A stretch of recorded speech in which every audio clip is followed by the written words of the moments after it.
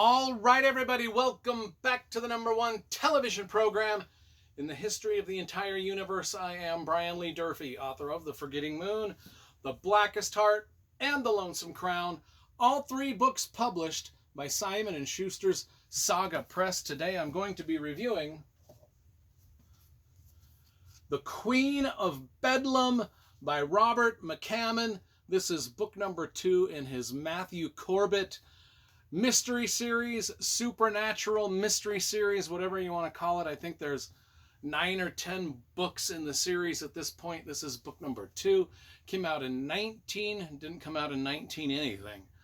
We'll edit that out. It came out in 2007.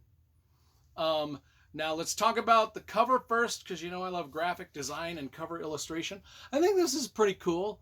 This is a dope looking cover. I like the elegance of the maroon color with the gold leaf embossed whatever raised font, written in cursive. I don't read cursive, so I'm assuming that's cursive. That is printed in regular standard print. It's got a nice looking book. It's a big book, it's like 644 pages. I have met Robert McCammon on 2 separate occasions. I think the first one was on the World Horror Convention in Salt Lake City, Utah. That's World Horror Convention, not World Horror Convention, but the World Horror Convention in Salt Lake City, Utah, which was back, 10 years ago. But anyway, he signed most of my books then. And I met him again somewhere else. I can't remember where that was. But anyway, this book, the Matthew Corbett series, takes place in the early 1700s, pre-colonial America. Well, I think it is colonial America. It's pre-Revolutionary War America, 1700. This book takes place in 1702, which was some 74 years, but I'm not good at the math of that, but 74 years before the Revolutionary War. So it was taking place before America was even America. Well, before it was America, but it was before it was the United States of America. So you know what I'm saying. Before 1776. So it takes place a long time ago. It takes place in New York. This adventure, this mystery series. Matthew Corbett, through the 10 books in the series, or the 9 books, or whatever it is, he's this kind of like this young man who just gets wrapped up and involved in different crazy murder mysteries that may or may not have the supernatural horror element to them. Very reminiscent of Caleb Carr's The Alienist series of 2 books that there are out there. But if you've ever read those. Anyway, so it's high in atmosphere, rich in atmosphere of 1700s New York City. Matthew Corbett at the time is 23 years old at the time of this book. He's got a scar on his face. He's a young man. The writing is just absolutely magnificent. One of the reasons Robert McCammon is one of my top 5 favorite writers of the year, and if you do a YouTube search for my top 5, did I say the favorite writers of the year? Favorite writers of all time.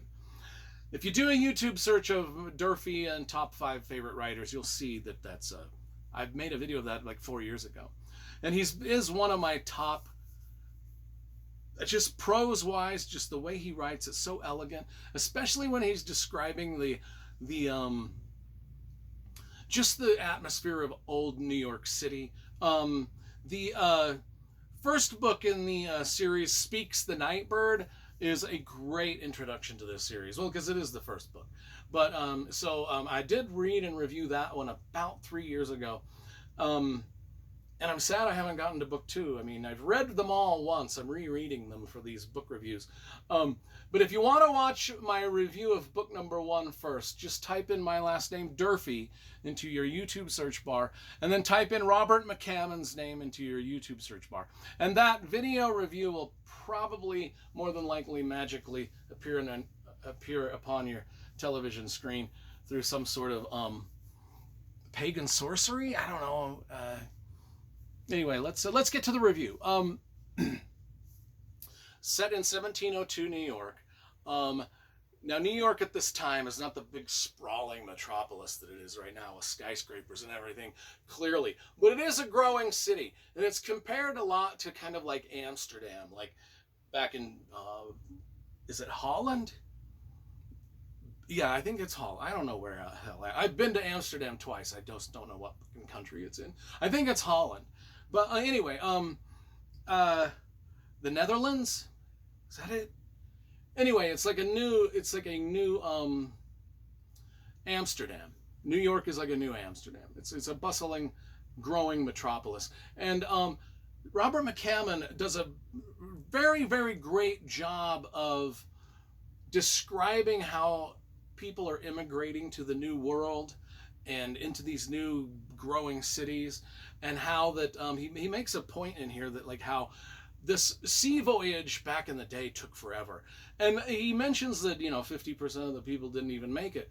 But their livestock usually made it, and their livestock usually had a wonderful life here on the new, in the free world, And he makes a kind of a joke about that a little bit. But anyway, but he describes that, and I was like, God, is that real? Was that really the way it was? Were like 50% of the people that were migrating to America dying? I Googled it, and in some cases it was worse than that. Some ships, I mean, my God. I just told you I'd been to Amsterdam twice. There's a direct flight from Salt Lake City, where I live, to Amsterdam every fucking day. And I'm like, and back, And I'm like, to get from Amsterdam to Salt Lake City now, or even New York City, was a journey that was months on end, sometimes years on end if you were going clear to Salt Lake, and you would at least sprain your ankle a couple of times along the way, I'm sure, and 50% of the people would just die. And here I can get on a metal tube and just fly through the air somehow. Again, and through some pagan sorcery, the metal tube starts in Salt Lake and goes to Amsterdam. 8 hours later, I'm in Amsterdam. Done it twice. I need to stop complaining when, they won't let me, do certain things on the plane that I want to do. Anyway, okay, let's get back to this. So the book is set in, we've already established, old New York City. There's a murder going on. What is the murder? Well, it's a murder.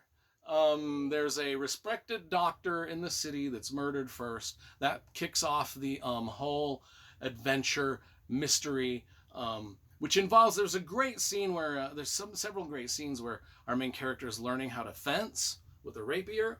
I really liked those scenes. They're very interesting. And among a billion other scenes that I love. But anyway, there's a murder. A respected doctor is murdered in the city.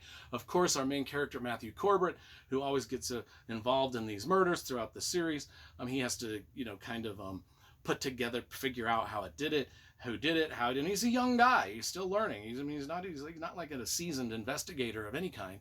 But there is a kind of a lot of forensic evidence that he's kind of sifting through, and he's kind of deducting and deducing different things through this murder mystery, and it ends up being not just one murder. Several other murders happen throughout the course of the novel, and the local newspapers are calling this murderer, they're like, okay, we got a serial killer.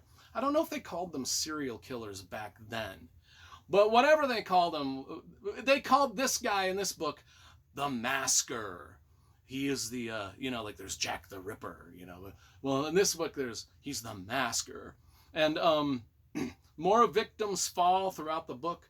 The book is full of Matthew Corbett just kind of like using his wits and his sense of reasoning and deduction and logic to just figure out things. People are always kind of amazed at like, oh my gosh, how did you figure that out? And he's just like explains it one step at a time, and they're like, wow. And then it's kind of like, this book is sort of just a literary piece of fiction, well-written prose, great dialogue, funny moments here and there, very poignant moments here and there. It's like a maze of red herrings. Since it is a mystery novel, there's a maze of red herrings and suspicions and characters and betrayals, and like I said, like this old-timey forensic evidence type stuff built into it. And the key to the whole thing, why we've got this Queen of Bedlam title, which is one of my favorite titles, by the way, of any book. The Queen of Bedlam, the key to the whole mystery may or may not be found inside of an insane asylum where the Queen of Bedlam reigns.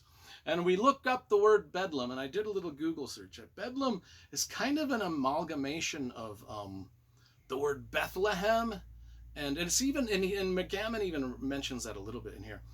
Bethlehem and just kind of Bedlam, blah, blah, blah. It's just, I don't know, I get off on that kind of thing. Well, not I don't get off on it. I like that kind of thing. Okay, anyway, but then there's,